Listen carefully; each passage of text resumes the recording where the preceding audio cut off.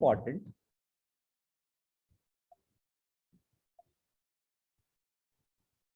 Sorry, is there a You can go ahead, sir. Yeah. okay, just give me a second. Is my screen visible? Yes, yes. All right. So to understand the DeFi, it's very important to understand the history of money, because finance is all about money, right? To a large extent. So as if you go back in history, right, there used to be a barter system that was a perfect peer-to-peer. What I mean by that is that historically, when money was not existent, how did people trade with each other? Say, for example, somebody had wheat and somebody had rice. They agreed on a certain ratio. The one person gives wheat, the other person gives rice, and the trade was closed. The problem with this system was that it was very inefficient. What if the person who has wheat wants, let's say, a dal or a oil, right? So the market was quite inefficient because there was no medium of exchange, and that's where the genesis of money was, right? Money was essentially introduced to solve this problem, stating clearly that irrespective of the goods that you have and the goods that you want, you can always use money as a medium of exchange between the person who has and person who wants to provide or who wants the good or the services to be availed, right? So essentially money was invented as a system to facilitate or to replace the inefficiency in the barter system, right? So the method of exchange is where the money comes into picture. What was the purpose of money? It was a unit of account, compare the value. It was a medium of exchange, and it was a store of value, right? And there are few essential characteristics of money: durability, portability, divisibility, acceptability, and stability. Now, I don't want to dwell too much into it. I'm presuming that you'll understand these things because money is something that we use it on a day-to-day basis, right? It is durable. It can be ported from one place to another, right? 100 rupees can be divided between 1 rupee or maybe a few paisa. It is uniform. So what I use in Bangalore is what is being used in Pune or in Mumbai. It doesn't really matter, and it has limited supply, so the government cannot print infinite amount of rupee, for example, because that will lead to another sort of economic problem. It is accessible, anybody will accept it. Whether you go to a small restaurant or a five-star restaurant, it doesn't matter, money is acceptable. And it is stable to a very large extent. It is controlled by the central government, by the regulator, RBI in this place, or it could be any other country or currency, right? It is most of the time the central bank's effort is to ensure that it gives stability, because stability is a very important part, right? Because if it is not stable, it will lead to a lot of problems. So I'll just give you a historical overview of money before we come into the DeFi, because to understand what it was is very important, which is the past. We will talk something about the present, and then we will look at the future, which DeFi is trying to disrupt. So essentially 900 BCE, right? Barter system was quite prevalent across the world wherever human inhabitants was there. Egypt, for example, cow for sheep is one example that comes in my mind. Around 600 years. So there's a huge time gap between the barter system and the coin that was invented. Roughly around 600 BCE, coins in Lydia were introduced. I've kind of taken effort to put it from the Google. This was the first, one of the first coins that was traded. In 1290, again, there was a huge time gap between the coin and bank notes. So Marco Polo introduced in Europe. So it was originally, invented in China. I have shared a picture of that. In 1871, the first Western Union money transfer took place. And this was a very, very important phenomena, because before this, there was no money transfer that was happening. It was always physical exchange of goods in the barter, coins in the Lydia system, and then essentially notes. But e-money transfer was first done in 1871. And are you able to see an enlarged image of this? Can any one of you answer? Can you see an enlarged? Yeah.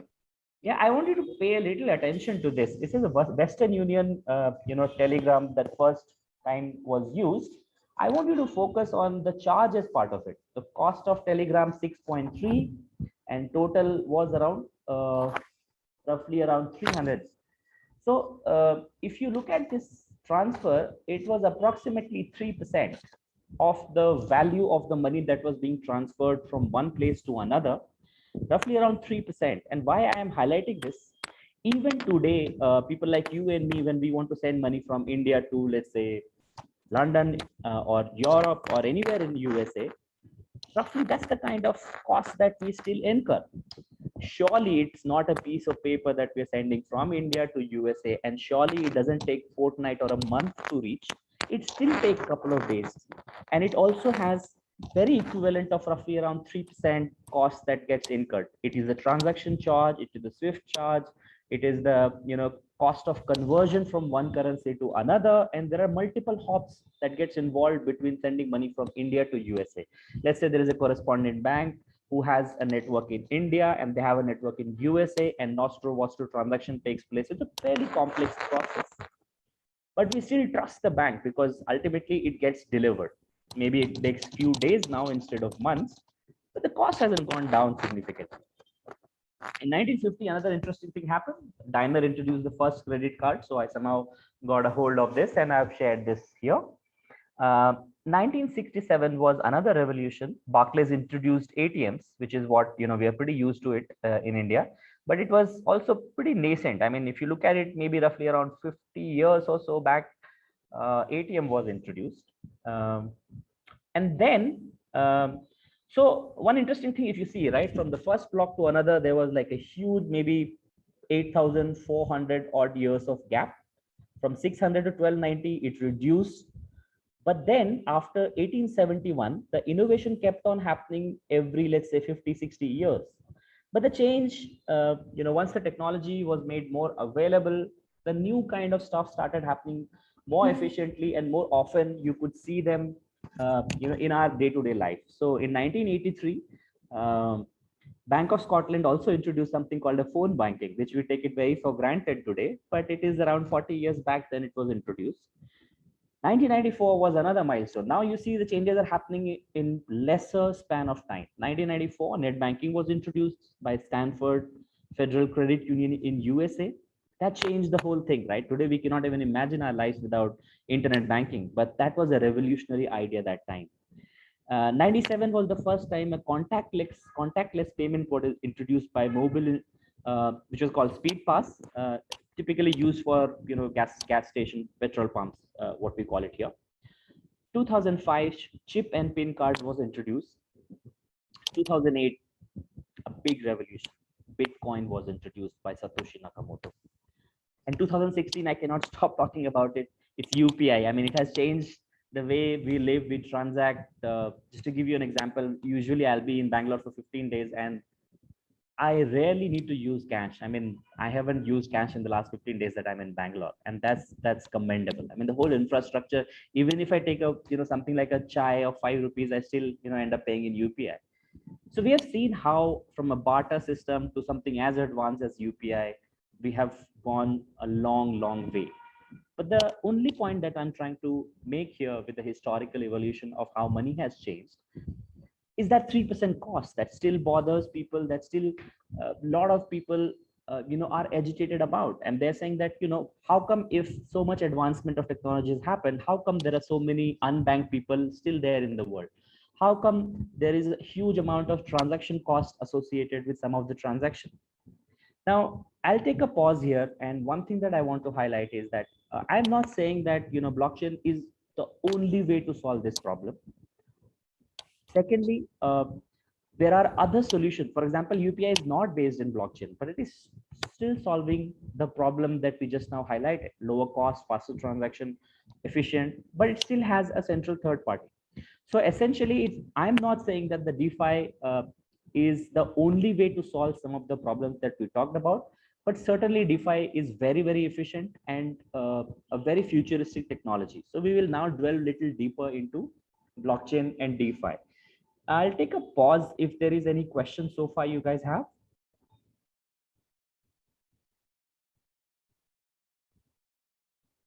Deacon, is this clear what I've been talking? Yeah. So one of the essential feature, and there has been a lot of talk, in the last fortnight or so about the crash of Luna, right? It has almost virtually gone to zero. So that brings in this question that where does the value come in the cryptocurrency, right? And people give arguments like Bitcoin doesn't pay dividend, it's got no cash value or cash flows, it's not backed by anything, and it's a computer program. How can it be valued? And some of these questions have been quite pertinent, and I'm not sure whether I have answer to all of them, but I'll just give you a glimpse of, little bit from the history, right? So when you look at anything, right, you have to look at it from the perspective of a tangible value and intangible value. So if look at 1990 when the Gulf War took place in Iraq, right? The At that point in time, the printing plates were manufactured in Switzerland, and the printing was happening in UK. In 1991, Iraq was divided by with the Kurds. So they controlled the north, and Saddam Hussein continued to control the south. But this war also imposed a lot of sanctions. We are seeing the same similar kind of sanctions with Russia as well, with the Ukraine war. So these are not things that happens once and never gets repeated. You will see history being repeated several times. Due to sanctions, what happened was Iraq was not in a position to import the printed dinar. So in May 1993, Central Bank of Iraq decided that we will have a new sort of dinar. Earlier it was called Iraqi Swiss dinar. Now it's called Iraqi dinar. And they say that in the next few days, people have to exchange this. Now, when people exchange this, they got the new dinar, but the Kurds continue to use the old one. And it reached a point where the exchange value from the new dinar to a single Swiss dinar reached 300, dinar per dinar. Now, what has happened? This is a piece of paper, right? I mean, a few days back, it was traded 1:1, and it's now 1:300. So where was the value in the dinar? So there is no tangible value in hand, right? There is a fundamental value. So value can be derived both from tangible and intangible value. I mean, if you look at, just a couple of years back in India, demonetization happened, right? A few years back. The old note continued to have any value today, right? So what was the value of that note? Everybody can question that. So Bitcoin has no tangible value per se, but it's not worthless, right? If you look at the gold analogy, right, 2/3 of the gold in the world is used for jewelry, and some is used for technology hardware. Gold has tangible value. The US dollar, which is a fiat currency, has a value as legal tender. Till 1971, gold used to have equivalent amount of dollar, right? But then 1971 onwards, it became a fiat currency. So value is something that, a very debatable topic, right? Because in the world where we are seeing that Amazons, Googles of the world, right? They don't have brick and mortar infrastructure. They are valued in billions of dollars or perhaps trillions of dollars. So it's a very debatable thing. I leave that up to you. But when you look at crypto as an asset, it is the intangible value, and sometimes it can be backed by tangible value, which is the stable coin part of it. We will discuss that a little bit in detail in the subsequent slide. So this is the crux of DeFi, right? So blockchain is a technology. It is basically like a database or a software program. I'm not sure if you guys are very familiar with it, but I'll just give you a few examples, and I'll give you a practical demo of how a blockchain works. So the first thing that I want to introduce is centralized versus decentralized, this part of the quadrant. So let's take an example. Centralized means that, for example, today, when we keep our money, we keep it with the bank. So treat the bank as a central or centralized system. In a decentralized system, what happens is that instead of one bank, there are many banks, and they all participate in the ecosystem. And when we say distributed, this is where the beauty of this whole thing comes into picture. When we say distributed, it is the right to make any changes is not with one central authority. It is distributed. So even if one or two points in this, distributed diagram goes out of picture, you will still continue to have the system running as efficient and as well, without some of these participants not being there in the system. The other concept is ledger. So if you look at on this right side, there's a general ledger picture, right? So you will see there's a cash entry and there's a sales entry. Essentially, a ledger is a place where all this information gets captured. So when, for example, again, going back to the example, when I'm sending money to, let's say, somebody called A, my bank will debit, let's say, 100 rupees. And then it will transfer that money and it goes as credit to person A. Now, this can be recorded in the ledger. So ledger is an important component of the accounting system where these transactions are recorded. Now, blockchain uses these two things as efficiently by creating an infrastructure which is immutable. And we will see an example what I mean by that. Proof of work, which is on the right hand side on the top quadrant, is something very, very essential part of the whole blockchain ecosystem. So what does that mean? I mean, I'll give you a practical example rather than showing you the slide. So I will maybe stop this and share my browser.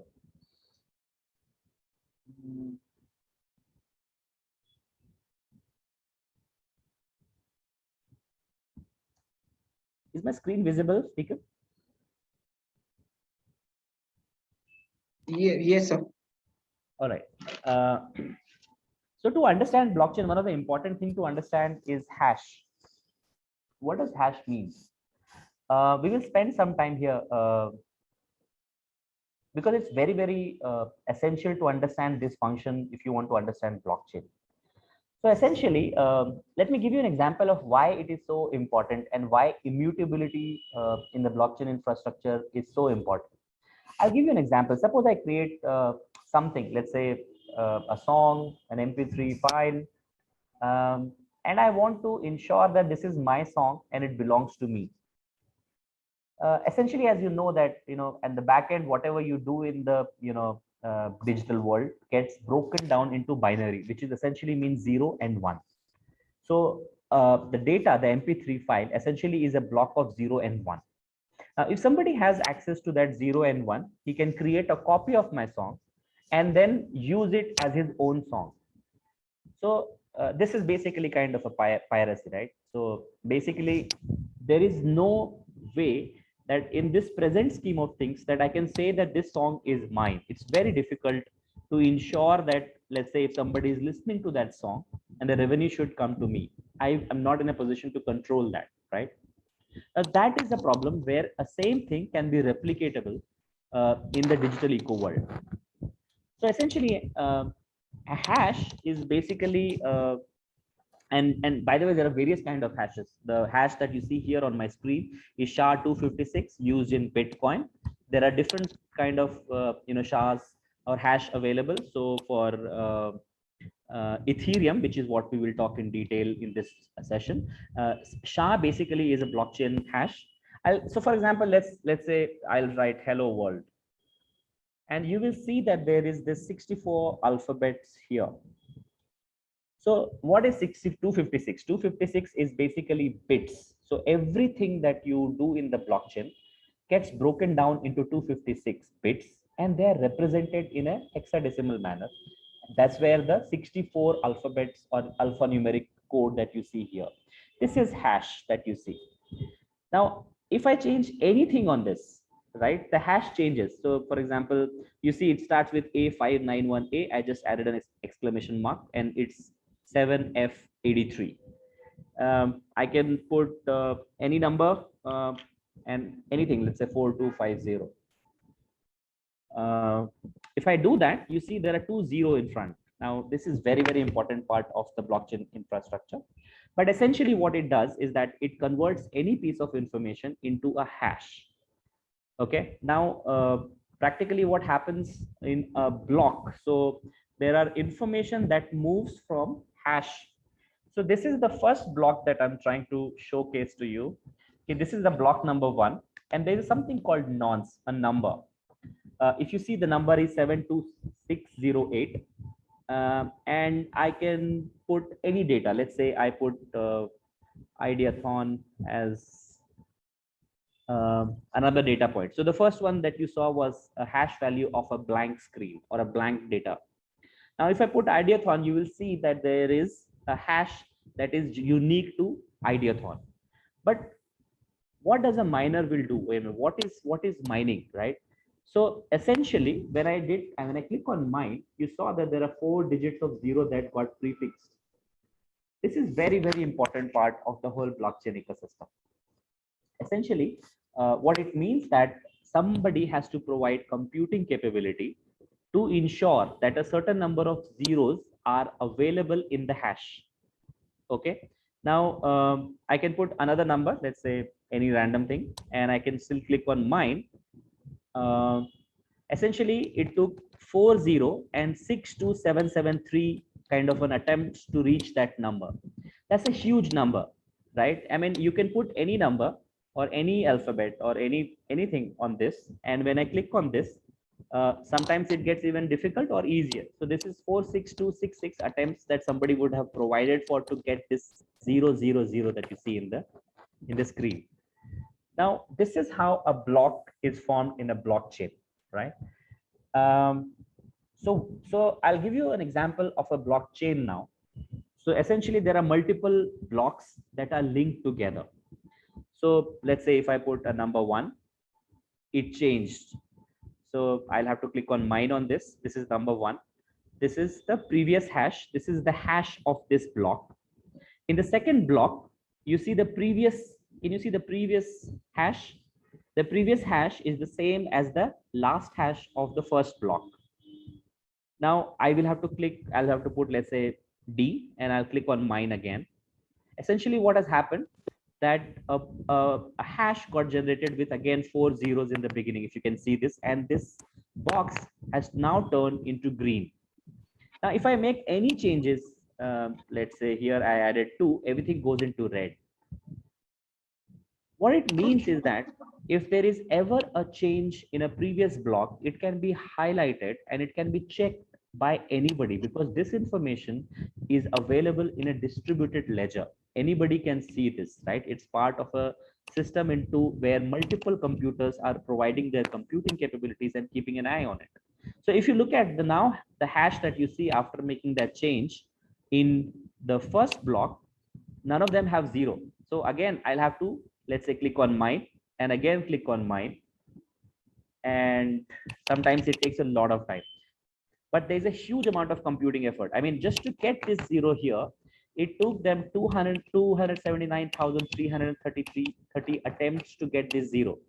This may look small to you, but in the real world, this happens like a million or maybe trillions of time of effort and computing capability that goes into it. So essentially, this is the feature that blocks the chain. Like the chain is used in this because they are linked to each other using the hash of the first block, second block, and so on and so forth. So typically, this is one kind of a blockchain, right? I mean, I'll have to keep doing the mining part of it and turn the red screen into a green screen. So anything that happens in the past cannot be changed. And if it changed, it can be identified by anybody. So that's the beauty of blockchain. Now, when you say distributed, right? So in the earlier example, we saw that there is only one row, right? But here you'll see a distributed method. So in which there is a peer A, there's peer B, there's peer C, and so on and so forth. There could be multiple such blockchains. Now, essentially what happens here is that if there is anything that, let's say, for example, I put 1 here, I mined it, I put 2 here, and I again put, and treat this as a data information, let's say a transfer between me and to the person A, right? So if I'm recording those kind of information, these are captured in these 3 blocks that you see, and all of them are in green. What it did is that it also turned all other peer A, peer B, peer C, all of them into green. Even if I make a small change of adding a 0 here, it will, and I, let's say, try to mine this and maybe try to keep this correct, it will still have some red blocks, and that will give you a problem. So anybody in the system will be in a position to identify some of these challenges. And that's where the blockchain and the distributed ledgers come into picture. Now I'll show you something called as token, right? So essentially I was talking about transferring from me to somebody else. This is how it gets recorded into a blockchain used as a token. So let's say here dollar is in the picture and there's a nonce here. You can see a perfect example of, let's say, debit from, let's say, Darcy to Dinklage. In this example, $25 was transferred from Darcy to Dinklage using this, and this has been recorded. So that information, every block has a certain capacity of how much information can be stored. That's irrelevant. Sometimes you will see more entry, sometimes less entry, because they are timestamped, and there's enough proof of work, which is what the mining does, to ensure that these transactions are recorded. And the same entry you will see in peer B, peer C, etc. So if I make some changes in this, let's say I made this $10, you will see that this has turned into red, right? And or pink. So even if I try to kind of change this, it will have effect on the subsequent blocks, and it's practically not possible to change everything. I mean, here also you see that this hash in this screen, there are 40 is not there. So even if somebody looking at it, they will know that there has been some tempering that has been done in the previous block. And that's what makes the whole process immutable. That means it cannot be replicated, it cannot be edited. You can add more stuff, but you cannot change the previous one, because if you change even a small bit of information in the public ledger, in a distributed ledger, it will throw an error. So I hope that somehow this would have given you some perspective of how a blockchain works. Any questions that you guys have?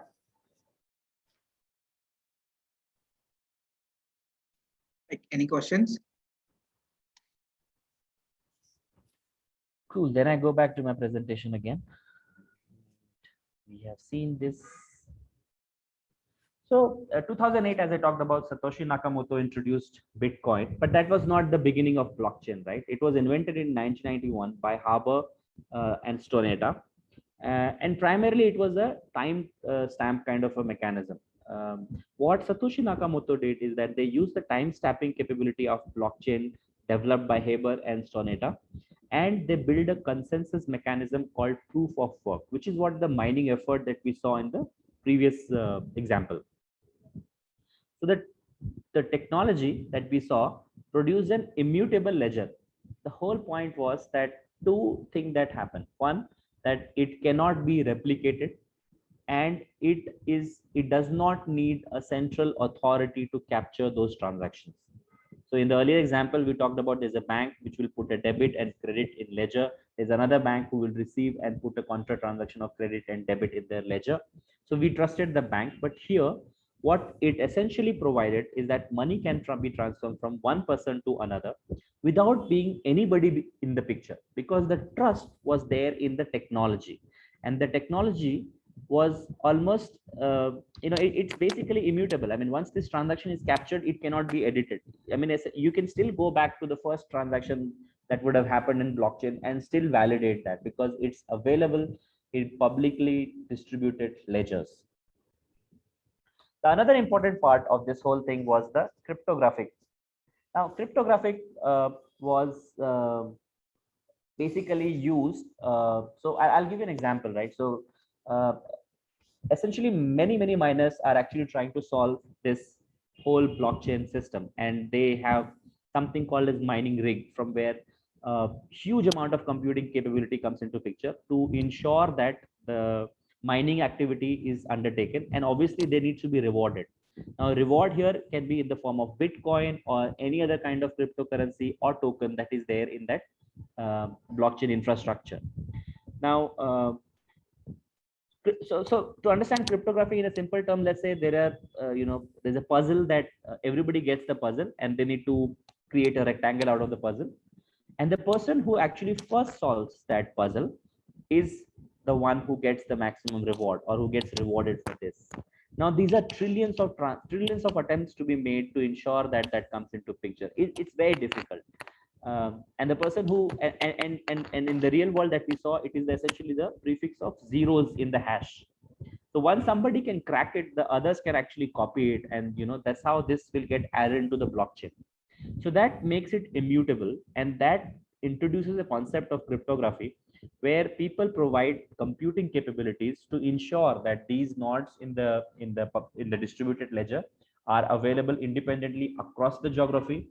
Of course, there's a cost associated with this, and that's where the reward that comes out of it. So that's a bit about Bitcoin and cryptocurrencies in general. We will talk only about Ethereum in the subsequent slide in this. Ethereum, DeFi, and dApps.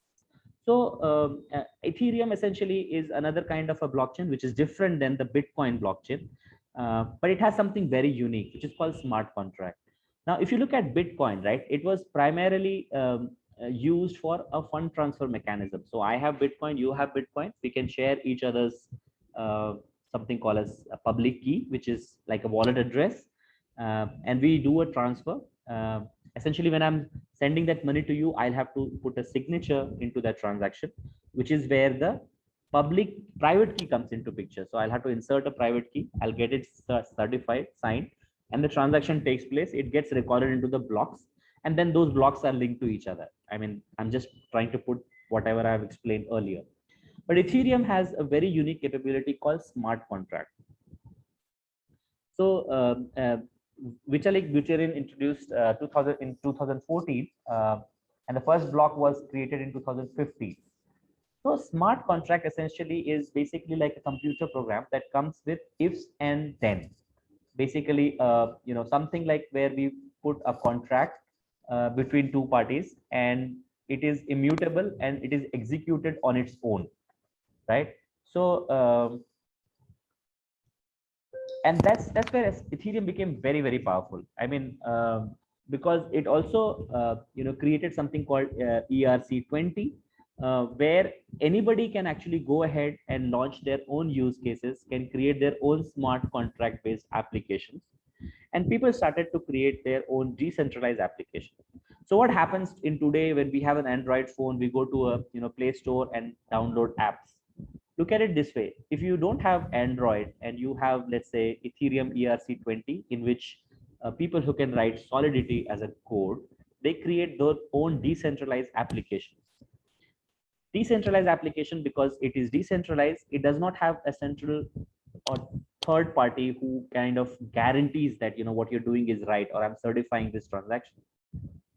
Now, since you do not have anybody regulating it, it is also much more faster for people to build these applications. Now, these applications are trying to solve the real world problem or the real world challenges that happens even today in the fiat currency regulated environment. So we'll take a few examples of that. So it's open source, right? So it's basically like a building block in which people can come and create their own applications. So Ethereum actually created this infrastructure in which decentralized finance can thrive. It's basically a blockchain based technology where multiple use cases can be built through in the form of an application. Sometimes they can work independently, sometimes they can work interchangeably, and also sometimes they can have their own coins. So it's not necessary that everything that happens in ERC20 is using Ether, which is the Ethereum native coin. So tomorrow, if we decide to have our own coin or a token, we can use ERC20, use the blockchain infrastructure, and create our own coin, right? So again, very similar to what happened in the Bitcoin scenario. There are miners here also, and mining ring being pictured in here as well. The SHA-256 example that we saw in the previous example was a very Bitcoin specific hashing system. In Ethereum, it is KCAC 256. You can Google some of this stuff, and it's very, very fascinating. So I encourage you to have a look at these online.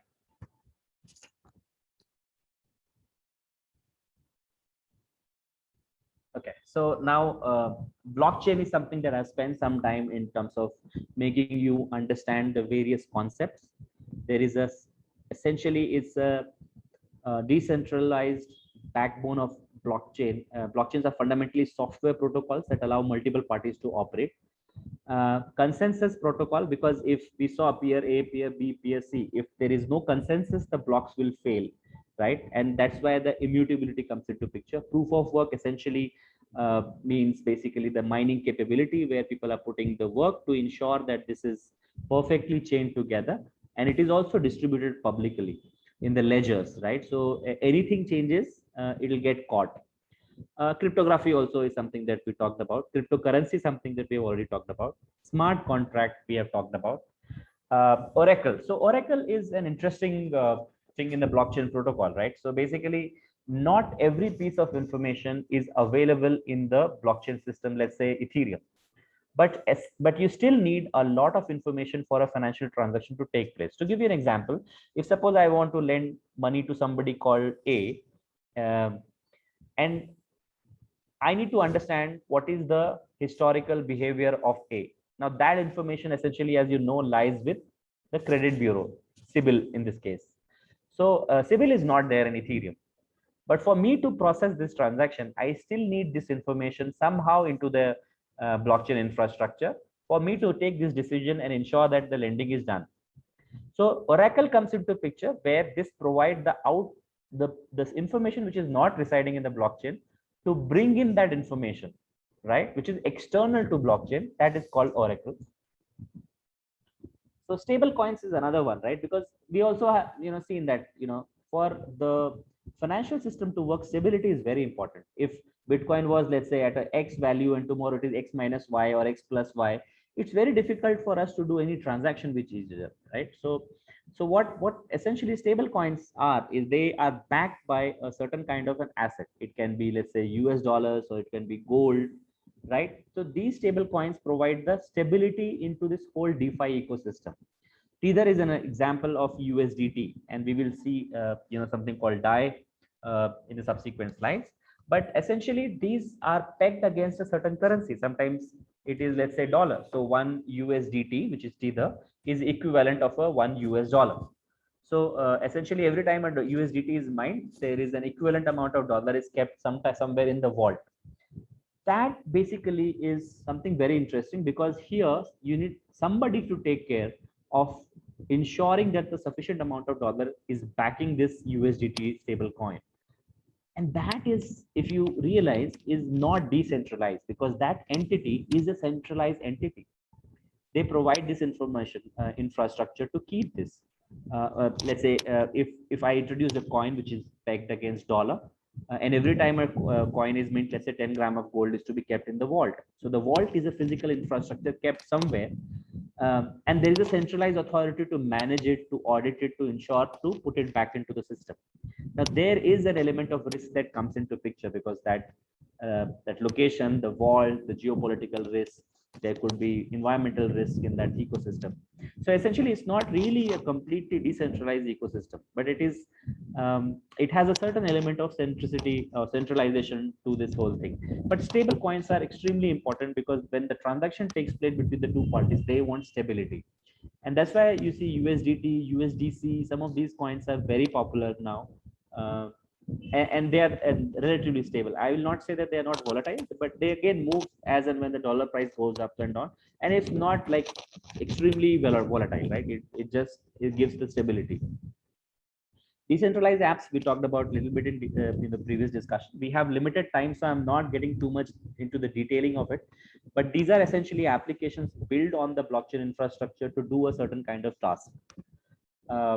And again, DAO is, which is decentralized autonomous organization, is an operation encoded in smart contracts. So this is basically we are familiar with, right, autonomous organization or a regulated entity, regulator, let's say AMFI could be an example, or TRI or SEBI or RBI. Now these are basically regulators that we trust. But in an environment which is completely decentralized, there is no trusted third party. So essentially, how do we trust?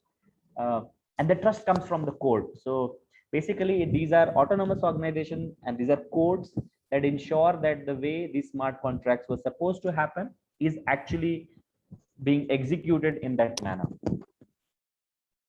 So again, I'll take a pause in case if anybody wants to add anything or ask anything. I'll be very happy to hear from you guys. So you can continue. We can take the questions after the session. Perfect.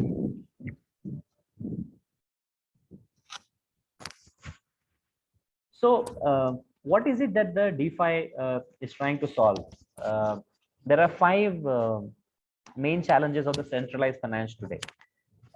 Inefficiency. So today's financial system has multiple, let's say, take an example of an online trading platform, right? So You transfer money from your account to an account which is, let's say, a trading account with a broker. Money moves from one account to another. The broker then again allows you to place those transactions in an exchange. You buy share, you sell share, and then the transaction takes place. And let's say T+2 or T+1 or T+3, depending upon the platform and the regulation. You get the money back, and then if you want to use it, you have to again transfer it back from the trading account to your bank account, and that's how one transaction completes. So what happens is, in case if it is decentralized, and suppose instead of using your traditional 3-in-1 account that you use today, if it was an exchange in which all of these transactions can happen without any intermediation. Okay, so then what happens is that this whole thing is instantaneous, and this happens without anybody's supervision. Your transaction is processed, it is immutable, and the money comes back within a fraction of a second. So there is a merit in terms of looking at it that decentralized finance tries to address this inefficiency in the financial system. And there are some other nuances to it, right? So there's something called keepers, and there's something called forking. Essentially, these are basically features of the blockchain infrastructure where these are external third parties who provide these services, and they facilitate these transactions. It could be liquidity, it could be problems that is associated with the blockchain, and they provide those kind of capability in addition to the protocols that blockchain provides. They are basically also rewarded. They're incentivized to ensure like they settle these things if there is anything, that is not in line with what's happening. So as these guys provide a lot of credibility to the blockchain or DeFi infrastructure. So to give you an example, if let's say we enter into a contract where there is a certain collateral basis which the loan has been given, and it is the responsibility of the keeper to ensure that the loan value is lower than the collateralized value. And so say if there's a fluctuation in the pricing and the loan value is now higher than the collateral, the keeper will ensure that the transaction is stopped and it is executed to ensure that there is no loss. So these are the kind of programs or algorithms that is being made available by third parties, and they are incentivized in the native currency that block uses. Limited access is another one that we saw. Basically, what happens is that when we have money, we keep it in a bank and we make interest out of it. And invariably, these interests are very lower. Sometimes they don't even beat the inflation, right? Let's say a savings account interest, typically a little bit 2.5%, 3%. But as we know, inflation itself is 6%. And when the bank actually takes that money from you, it lends it to somebody, let's say at 8% or 9%. So there is a huge spread between the two. And this spread is basically two parts. One is the cost that the bank actually incurs to maintain this infrastructure, branches, systems, and also to underwrite the credit loss, etc., and also their profit.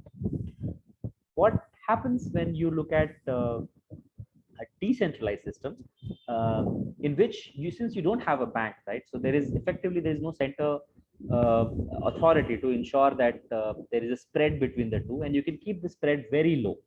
You can, let's say, typically what's happening today, because there is no credit underwriting mechanism per se, it is basically a loan system in which I have Ethereum or a Bitcoin. I'll put it in as collateral, and essentially I will convert that into something called as DAI, which is like a stable coin equivalent at a certain value, and I'll provide liquidity in the system. So somebody else as well has Ethereum, and they put that as a collateral against which I issue this loan. That person pays a certain interest, and the assumption that the person has that the Ethereum will appreciate, and hence within a short span of time, let's say 15 days or 30 days, when Ethereum appreciates, he will sell that equivalent amount of Ethereum and bring me back the DAI. So that's a MakerDAO ecosystem. There are similarly hundreds of other apps which provide these kind of transactions. So and also the assumption is that since a network effect will come into picture when a substantial number of users are there in the ecosystem, the cost will become so low that it can reach to anybody and everybody without any boundaries. So That's one of the things that DeFi is trying to solve. Opacity. Now, opacity, as I gave you an example, when I was sending money from India to USA, what was the rate, where is it lying, when will this money reach, and all these are the questions that people have in their mind, and that's where the opacity comes into picture. But when we bring something like a smart contract, it gets executed. That means that when I give an instruction to take money from me, let's say in the form of a cryptocurrency or a stable coin, and give the same to somebody in USA that I wanted to send, it happens over a block. There is no third party. I exactly know how many stable coin the other person is going to receive, and there is nobody else to tell me where the money is. So it brings in a lot of efficiency into the system. Centralized control. Today's system is very, very centralized. So essentially, banks or the regulators or these kind of entities, they control the whole thing. And I'm not against it, because they bring in a lot of stability into the market, and without which we cannot even exist in the present scheme of things. But the future could be different. The future could be very, very different. Uh,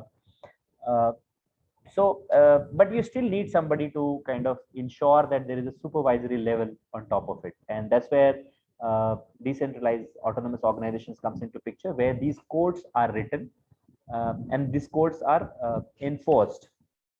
Uh, Lack of interoperability, right? So uh, today there are a lot of challenges in terms of interoperability between currency movement from one country to another country, and there are various other kind of interoperability issues. What DeFi does is basically it basically democratizes the whole ecosystem. So a USDT is used in India, and perhaps it can be used anywhere in the world, without the need for anybody to say that this cannot be taken from one place to another. This cannot be priced at this. This cannot be, like in India we have capital account convertibility issues, right? It's not, rupee is not fully convertible. But these kind of system also possess this kind of risk also, because when a central authority is monitoring it, they also have to ensure that sufficient amount of forest reserve is kept in the country. So I'm not saying that decentralized is essential for the financial system, but some part and components of the thought process and design, because it brings in a lot of these solutions. Uh, so even the regulators, like in India or a lot of other countries, they're also building their own cryptocurrency. They're calling it CBDC. They're not calling it cryptocurrency per se, which is central bank digital currency. Hopefully within a year, India will have its own CBDC. So everybody is realizing that the blockchain as a technology is a path-breaking technology, and it has a lot of merit. I mean, there has never been anything like this where I can say that, while you can see this, I'll give you an example. So, for example, I created a music video, and there is a blockchain. I posted on a blockchain, and I told the system is that whenever somebody is listening to this music, I need to be paid in $1.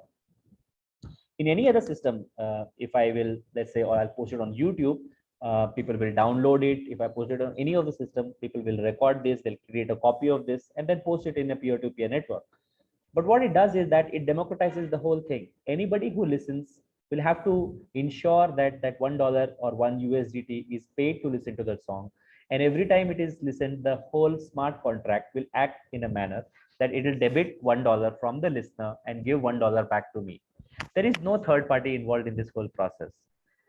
So imagine if I have to do the same thing today, and even if somebody assuming is not in a position to copy that, which is not the case, there is still a lot of hops. So for example, YouTube will have to collect some money from somebody, then they have to put it in a US account, then they'll have to ensure the money comes to me in India. And this takes maybe sometime 15 days or 30 days, even today.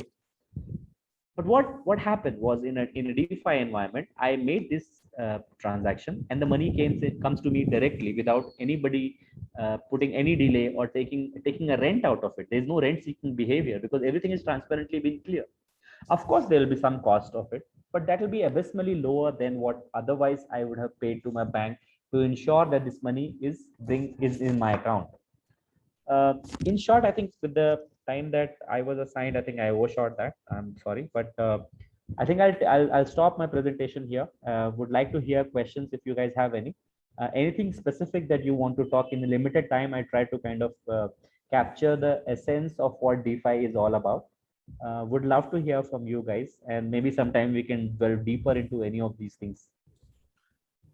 Guys, please feel free to ask questions to Keshav directly. You're all unmuted because you will not get an opportunity like this from some senior person in banking to come on board and tell you about DeFi. So please use this opportunity. Dhanashri, Sanskruti, Siddhant, Mahesh, all of you, if you have anything, please talk about it. Prashant, Nishika, Rani Ratna, anybody has any questions, please feel free to ask. If you don't want to ask and you want to put it in the chat box, it's perfectly fine with us. Hello, sir. Yeah, please go ahead. Sir, how USDC and DAI is maintained? Like USDT, we have dollars and. So USDC is very similar to USDT. In USDC, the peg is still dollar. And my personal experience, USDC has been more transparent in terms of ensuring the data is much more readily audited. Now you will have to dwell a little deeper because the algorithm defines what kind of collateral that these currencies have. These are stable coins, right? So it can be in the form of dollars, but they are pegged against dollars. So they'll keep either dollars. They can also keep some treasury bills of US government. They are all recorded in a system. And that's where the value of this comes into it. DAI is slightly different. So the difference between USDT, USDC, and DAI is the algorithm in which it's written. USDC, USDT, they follow a non-algorithm method. That means that there is somebody, some organization, some entity ensuring that a similar amount of dollar is kept in a vault. But in DAI, it doesn't happen. A DAI typically has, let's say, an Ethereum equivalent backing this whole thing, and primarily it's a transaction mechanism. So DAI is completely decentralized, while USDC and USDT are sort of pseudo decentralized because it has CeFi elements also involved in this. Does that answer your question?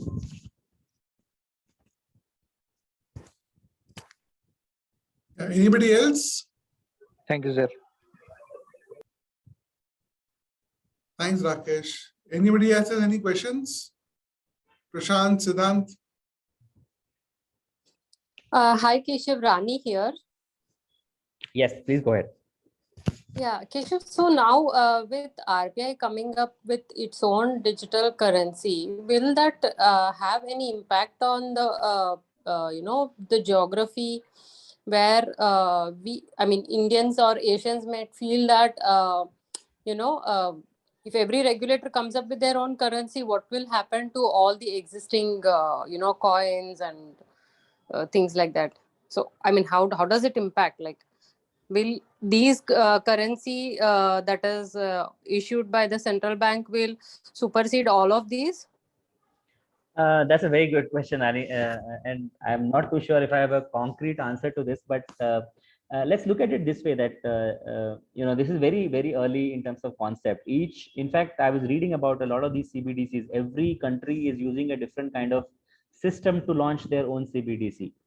But while the digital currency of the country will be on a blockchain, unfortunately, it will still be centralized because the issuer will be the regulator of that country or the central bank of that country. So in true sense, it will not be a decentralized currency. You'll have to first remember that. When you talk about a Bitcoin, it is a completely decentralized currency, right? So for example, 21 million is the finite number of Bitcoin ever can be produced. The same doesn't hold true for CBDC, right? RBI is free to issue as many CBDCs as they want. This is not capped at or pegged at a certain number. So Bitcoin cannot be mined more than 21 million. So it's a finite supply. And value of anything when they are in finite supply, that means it cannot be more.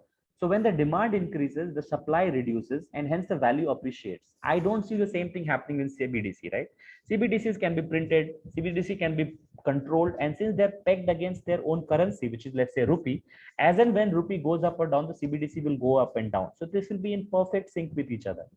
So while this will use blockchain, it will bring a lot of efficiency. It will bring a lot of people under the tax bracket. the trace of money can become significantly easier. Things like frauds, etc., that happens today, right, can be traced back to the person who's actually done and who's actually misused that money. All of that will happen, which are the benefits of Bitcoin, blockchain as a technology. But essentially, it is still a centralized financing system. So I don't think that they're going to kill each other. They'll exist parallelly. And in the long term, I think whatever brings more value to the customer will be something that we'll have to watch. I'm still of the view that both will coexist, and Correct, there will correct. be a time when maybe they'll cross each other. Yes, yes, that helps. Thanks, man.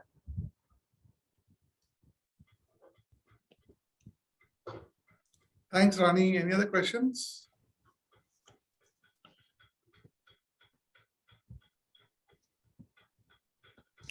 Cool. I think then we can call it a day. Thank you so much. Wow, Keshav, thanks so much for this session. I think I learned a lot in this session too. So really appreciate your time, Keshav. It's actually amazing.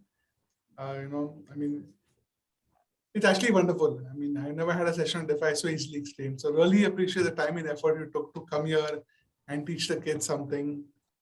Thank you so much for supporting us.